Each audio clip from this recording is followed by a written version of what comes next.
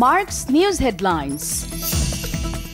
বিগত স্বৈরাচার সরকার নির্দেশে জুলাই মাসে ব্যাপকভাবে মানবাধিকার লঙ্ঘনের প্রমাণ পেয়েছে জাতিসংঘের মানবাধিকার বিষয়ক সংস্থা। এ সময় আইন উপদেষ্টা আসিফ নজরুল বলেন, জুলাই গণহত্যার সুষ্ঠু বিচার নিশ্চিতে দায়বদ্ধ অন্তর্বর্তী সরকার। মানবতা বিরোধী অপরাধী হিসেবে শেখ হাসিনাকে বিচারের মুখোমুখি হতেই হবে, স্কাই নিউজকে কথা বলেন প্রধান উপদেষ্টা ডক্টর মোহাম্মদ ইউনূস। টিউলিপ সিদ্দিকী দুর্নীতির অভিযোগ দুদক গুরুত্বের সাথে দেখছে বলেও জানান তিনি। গেল 15 বছরে গুম, খুন সহ জুলাই আগস্টের হত্যাকাণ্ড ও মানবাধিকার অপরাধের বিচার কাজে সহায়তা দেওয়ার আশ্বাস দিয়েছেন মার্কিন দুই কূটনীতিক। ট্রাইব্যুনাল পরিদর্শন শেষে চিফ প্রসিকিউটর তাজুল ইসলাম এসব কথা জানান। অর্থ পাচার মামলায় বিএনপির ভারপ্রাপ্ত চেয়ারম্যান তারেক রহমান ও ব্যবসায়ী গিয়াসউদ্দিন আল মামুনের সাজা বাতিল করে দিয়েছে আপিল বিভাগ।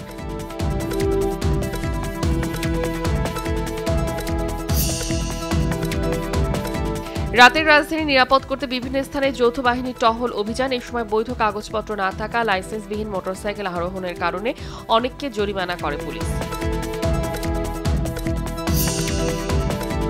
গাবতলীর মোল্লা বস্তিতে ফায়ার সার্ভিসের 8টি ইউনিটের প্রায় 1.5 ঘণ্টা চেষ্টায় গাবতলীর মোল্লা বস্তিতে লাগা আগুন নিয়ন্ত্রণে এসেছে। তবে রোজিনা পরিবহনের 2টি বাস সহ বস্তির শতাধিক ঘর পুড়ে ছাই হয়ে যায়।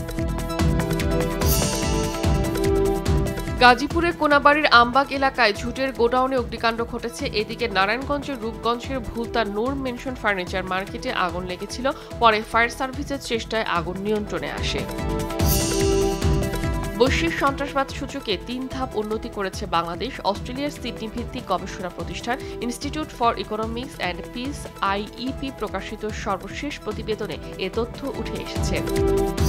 যুক্তরাষ্ট্রের প্রেসিডেন্ট ডোনাল্ড ট্রাম্পের নির্দেশে ইউক্রেনের সঙ্গে গোয়েন্দা সহযোগিতা ও সামরিক সহায়তা বন্ধ করা হয়েছে। বুধবার ফক্স বিজনেস নেটওয়ার্ককে দেয়া এক সাক্ষাৎকারে এমনটি জানান দেশটির গোয়েন্দা সংস্থা CIA এর পরিচালক জন র্যাটক্লিফ। দক্ষিণ আফ্রিকাকে 50 রানে হারিয়ে চ্যাম্পিয়ন্স ট্রফির ফাইনালে উঠল নিউজিল্যান্ড। টসে জিতে ব্যাট করে 362 রান সংগ্রহ করে কিউইরা।